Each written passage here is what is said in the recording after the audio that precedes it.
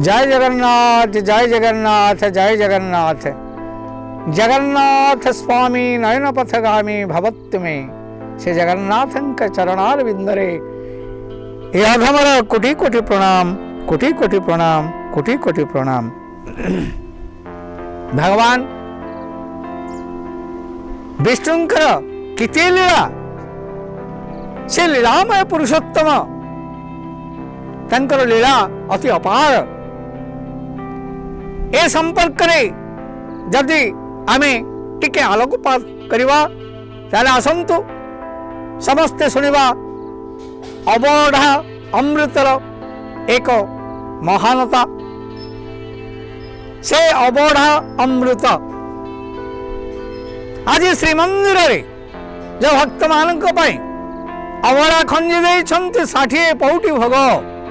भगवान स्वयं जगन्नाथ पतित पावन दारु ब्रह्म केते सुंदर भाव भक्तंक पाई अबड़ा खंजी देइछन्ति।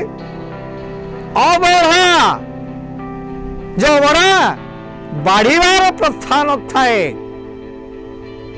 पतर आवश्यकता पड़े नहीं, खली रे खाइबा मना। से अबड़ा होछि स्वर्गर अमृत। मनुष्य संसार में जिते बड़े जन्म निये मरण अनिर्वार्य।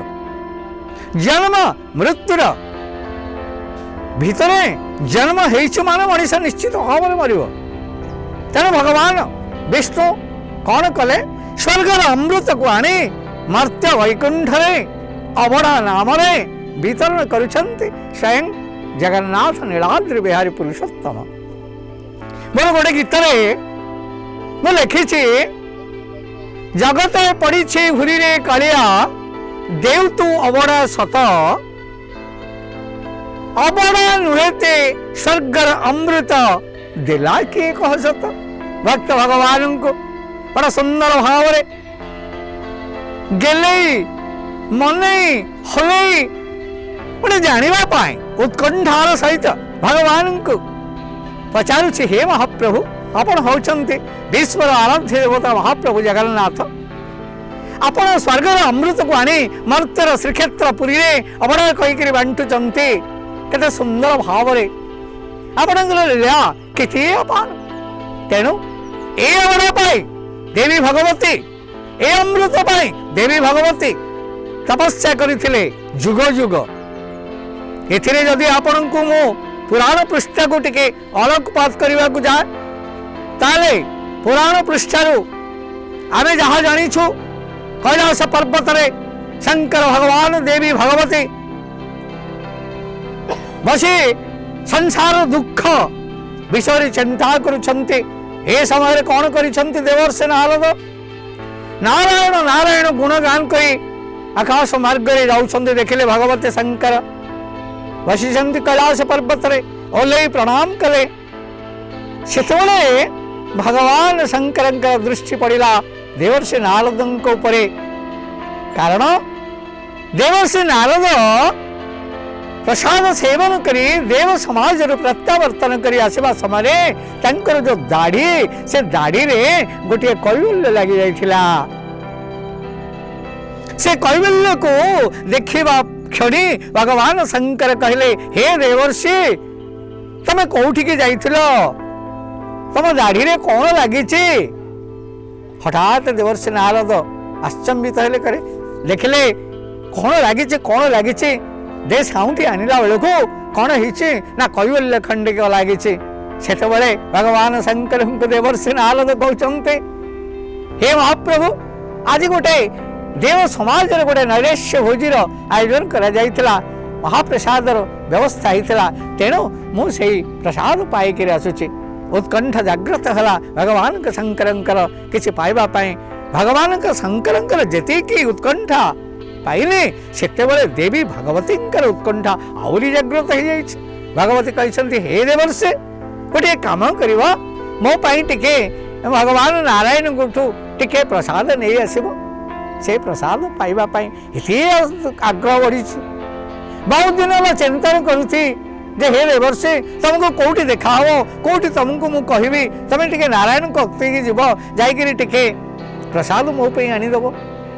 ए प्रसाद जेतेबळे देवी भगवती नारद को अनुरोध करिसंती सेतेबळे देवी को सम्मान दे नारायण को कथिकी जाइछंती के देवर्षि कहते हे महाप्रभु आज देवी भगवती उमा चिंता करिछंती आपणकर प्रसाद पाइबा पाई आपण टिके प्रसाद देले मु भगवती को देवी। भगवान नारायण प्रसाद देइछंती प्रसाद दे फेरी आसीछंती किंतु नियतिर विडंबना बड़ विचित्र कारण मनुष्य जहाँ चाहे ता पाएनि जेमती नियति केतेबेले कोठी का पाखरे नहीं रखिबो से भगवान सृष्टि रे यह गोटे विधान जो विधान रे स्थलांतरित हो जाइछंती देवी भगवती शंकर भगवान कतिरु अलग है तपस्या रत देवी भगवती पार्वती आसला बेले प्रसाद नहीं देवर्षि नारद उमा सेठी नहांती किंतु भगवान शंकर बसिचंती कहले देवर्षि प्रसाद पाइल दियो दियो मते टिके दियो।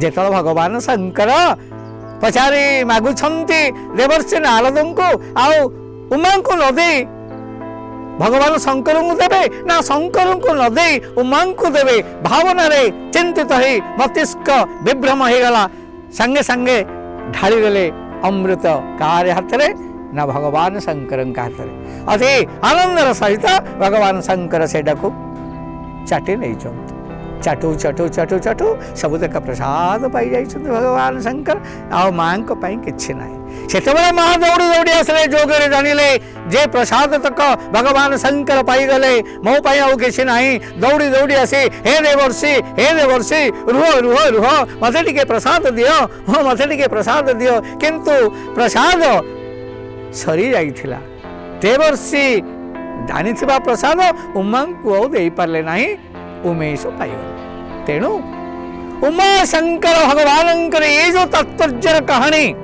एते विचित्र सेते बेले कौन कले उपाय नथिला कहिथिले हे देवर्षि मोर कोठी त्रुटि रहला पूजा रे कोठ असंपूर्ण रहला जोटी भगवान नारायण को ठारो प्रसाद रो मु वंचित हो गली ए प्रसाद मते केबे मिलबो मोर मनस्कामना केबे पूर्ण हबो से पूर्णता को साकार करबा पाई पार्वती को जुग जुग धरी 4 जुग तपस्या करने को पड़ा से 4 जुग तपस्या परे सत्य गला त्रेतया गला द्वापर गला कली रे विमय हो जन्म नहीं आज भोगरु महाप्रसाद उत्पन्न होती विमलंकर पाखरे समर्पण परे आज महाप्रसाद हो आनंद बजार को आसुची कारण ए अमृत बजार ए आनंद बजार ए अमृत बजार ए अवड़ार विचार बड़ तात्पर्य बड़ रहस्यमय हे माँ भगवती कल्याणमयकर इच्छा को पूर्ण करने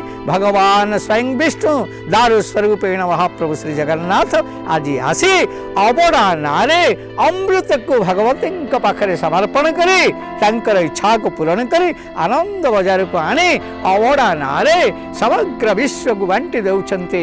जय जगन्नाथ जय जगन्नाथ जय जगन्नाथ जय जगन्नाथ जय जगन्नाथ।